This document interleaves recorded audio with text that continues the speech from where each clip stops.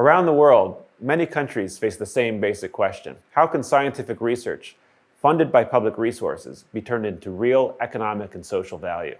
Different countries have taken different approaches. In my country, the United States, innovation has grown largely around universities, with Silicon Valley and the Bay-Dole as key examples. In Europe, regional science and technology clusters have developed, such as Cambridge Science Park and Sofia Antipolis. Japan has pursued state-led research city models, including Tsukuba Science City. South Korea has taken its own path, and that path is called Innopolis. Innopolis is South Korea's innovation system, designed to connect public research, industry, and government, and to turn scientific achievements into long-term national growth.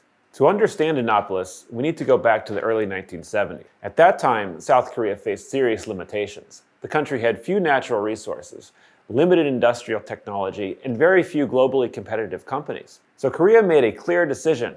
It chose science and technology as a national strategy for survival. In 1973, the government began building the Daedeok Research Complex, bringing government-funded research institutes into one place.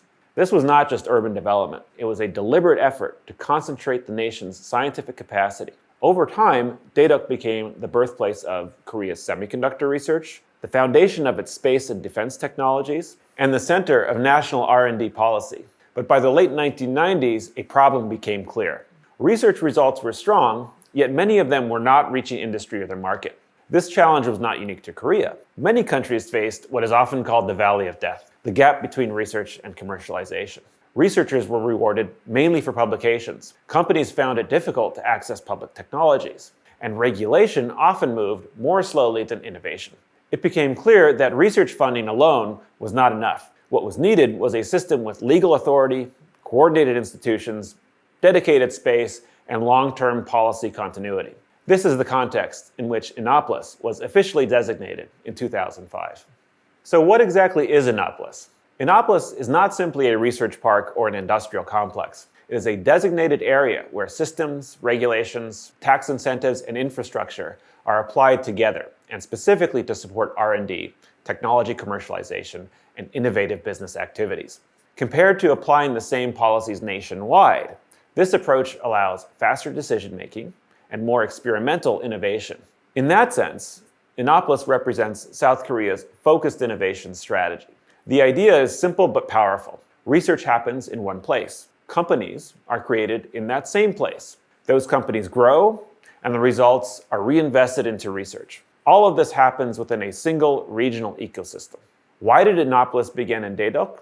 This concept naturally began in Daedeok. Daedeok had already been developed as a science town since 1973, with a high concentration of government-funded research institutes. Over several decades, Daedeok accumulated national core technologies in semiconductors, ICT, aerospace, defense, and basic science. In terms of research capability, Daedeok was already proven. So Korea chose Daedeok not only as a research hub, but as a testing ground, a place where research outcomes could move beyond laboratories and become industries and companies. As a result, in 2005, Daedeok was designated as Korea's first Innopolis. Today, Innopolis consists of 6 major Innopolis zones: Daedeok, Gwangju, Busan, Daegu, Cheonbuk, and Gangwon, along with 13 Inno-towns, including Hongneung, Gumi, Pohang, and Gunsan. To make this system work in practice, the Korea Innovation Foundation was established in 2005 as well. Unlike general research funding agencies, the foundation focuses specifically on technology commercialization. It operates at the intersection of science policy, industrial development, and regional innovation. Its role is to manage Innopolis, support technology transfer and entrepreneurship, coordinate tax and regulatory support, and connect Korean innovation to global markets. Simply put, the Korea Innovation Foundation is the organization that turns innovation policy into real outcomes. One important point to understand is this. The systems within Innopolis are not isolated programs. They are designed around a single goal: to support innovation from research all the way to the market without interruption. Innopolis aims to build the full innovation lifecycle within one space and one institutional framework.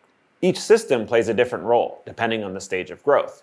In many countries, research succeeds, but commercialization does not. This usually happens in the space between basic research and real market application. The Innopolis promotion programs were created to bridge this gap. Rather than starting new research, these programs focus on what comes next: improving technological readiness, testing relevance to industry needs, and designing clear commercialization pathways. As a result, research outcomes move beyond academic papers toward prototypes, demonstrations, and business plans. These programs act as the first bridge in the innovation ecosystem.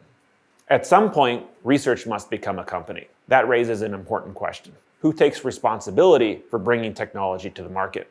Innopolis addresses this through research-based spin-off companies, or RSBCs.